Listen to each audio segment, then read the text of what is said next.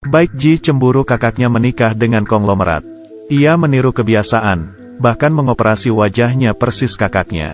Demi menggantikan posisi kakaknya, Gong Ji. Hari ini, aku akan menceritakan kisah horor kakak beradik, Secret Recipe. Baik Ji tidur di ruang operasi. Dokter berkata ia sudah sangat cantik. Ia masih ngotot dan ingin mukanya sama dengan yang difoto. Foto itu adalah kakak tirinya, Gong Ji. Ternyata Gong Ji mau menikah dengan Min, konglomerat yang tampan. Gong Ji akan menjadi istri keenamnya. Tapi, karena hidup mewah dan berkelimpahan, ia setuju saja. Baik Ji cemburu karena Gong Ji akan hidup lebih baik dari dirinya. Jadi, ia akan mengubah wajahnya seperti Gong Ji.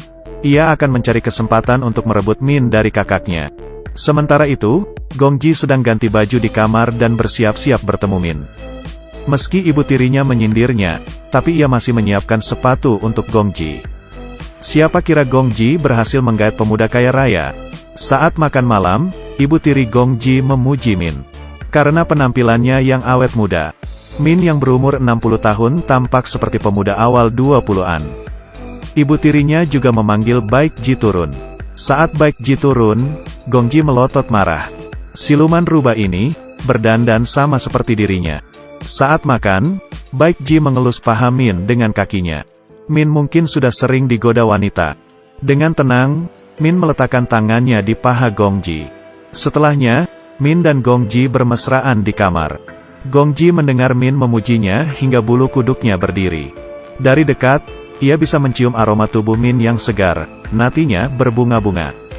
Saat berciuman dengan Min, Gong Ji melihat lubang di dinding. Ternyata, Baik Ji mengintipnya selama ini. Tanpa ragu, Gong Ji menusukkan tusuk konde ke dalam lubang tembok. Hampir saja mengenai mata Baik Ji. Gong Ji mengancamnya, "Jika kamu mengintipku lagi, akan kubuat buta, lalu menyumbat lubang itu." Saat sarapan, Min biasanya makan daging asap, semangkuk nasi, dan sup sayur. Sekretarisnya berkata stok daging sudah menipis. Min berkata dengan tenang, akan mengisinya sebentar lagi. Lalu, sekretaris Min mengantarkan sebuah gaun pernikahan yang mewah kepada Gong Ji. Ibu tirinya takjub dan bertanya berapa harganya. Karena ada sekretaris Min di situ. Gong Ji berkata, harganya tidak penting. Yang penting adalah ucapan terima kasih karena Min sudah menyiapkan gaun ini. Sekretaris Min yang sudah mengeluarkan cincin berlian, memasukkannya lagi ke tas. Entah karena kata-kata Gong Ji tadi, atau karena ia melihat Baik Ji yang bersembunyi di tangga. Saat sekretaris Min pergi, Gong Ji mengejarnya dengan payung. Gong Ji mengingatkannya mungkin akan hujan dan sebaiknya jaga-jaga. Malamnya, gaun itu mengeluarkan darah entah dari mana. Gong Ji tersentak dari tidurnya, nuntung saja itu hanya mimpi. Tapi, gaun yang digantungnya di cermin raib. Saat itu, ia mendengar suara ibu tirinya dan Baik Ji. Mereka sedang merencanakan bagaimana cara menggantikan Gong Ji di pernikahan. Ibu tirinya berkata, laki-laki sama saja. Pasti suka yang lebih muda dan liar. Baik Ji, kamu harus lebih aktif sedikit. Tiba-tiba, Gong Ji masuk ke kamar dan meminta Baik Ji melepas gaun itu. Jelas-jelas gaun itu miliknya. Tapi, dua orang kurang ajar itu malah mengejeknya dan berkata, lagi pula kakimu buntung. Bagaimana pergi ke sana? Gong Ji melihat kakinya yang menghilang dan pingsan seketika. Saat bangun, ia masih berada di kamar. Kakinya baik-baik saja. Apakah semua ini hanya mimpi? Tapi, ada satu yang pasti. Baik Ji ingin menikahi Min menggantikannya. Ternyata, gaunnya benar-benar hilang. Jendelanya juga dikunci rapat. Sementara kamarnya sudah dipenuhi gas yang berasal dari lubang tembok. Akhirnya, Gong Ji pingsan. Kasihan sekali. Sementara itu, ibu tirinya dan Baik Ji pergi ke rumah Min. Ibunya berkata Gong Ji idak bisa hadir. Tapi, ia punya dua putri. Yang ini lebih muda dan montok. Min menolaknya karena ia tidak harum dan ogah menikah dengannya. Ibu Baik Ji emosi karena anaknya diejek. Ibunya berkata bahwa cangkang putrinya menutupi harumnya. Maka harus dibelah supaya harum daging segarnya tercium. Min tampak antusias mendengar kata-kata ibu Baik Ji. Ia mendekati Baik Ji. Adegan beralih ke Gong Ji yang ternyata tidak mati. Di situ ada sekretaris Min yang sedang mengolah daging. Ternyata, saat sekretaris mengantarkan cincin, Ia melihat Gong Ji pingsan, lalu menyelamatkannya. Sekretaris berkata, Gong Ji sangat beruntung karena lolos dari bencana. Lalu membuang cincin permata itu ke tong daging. Gong Ji marah karena mengira sekretaris dan Baek Ji bekerja sama. Apa kamu kira dengan mengurungku, Baek Ji bisa menikahi Min?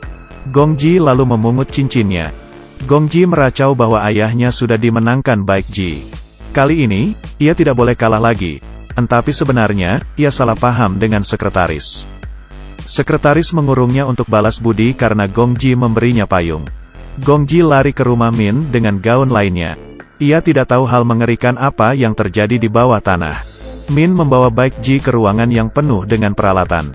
Baek Ji bertanya untuk apa alat-alat ini. Dengan lembut Min menjawabnya, kamu akan tahu segera. Min menyuntikkan obat bius di leher Baek Ji. Tak lama, Baek Ji sadar dirinya diikat di kasur. Min berkata, cuma kamu yang sukarela datang ke ruangan ini. Jadi, Min akan membiarkannya melihat bagaimana ia akan dibunuh. Saat itu, Gong Ji akhirnya menemukan pintu bawah tanah. Ia melihat adegan yang mengerikan itu dan langsung kabur.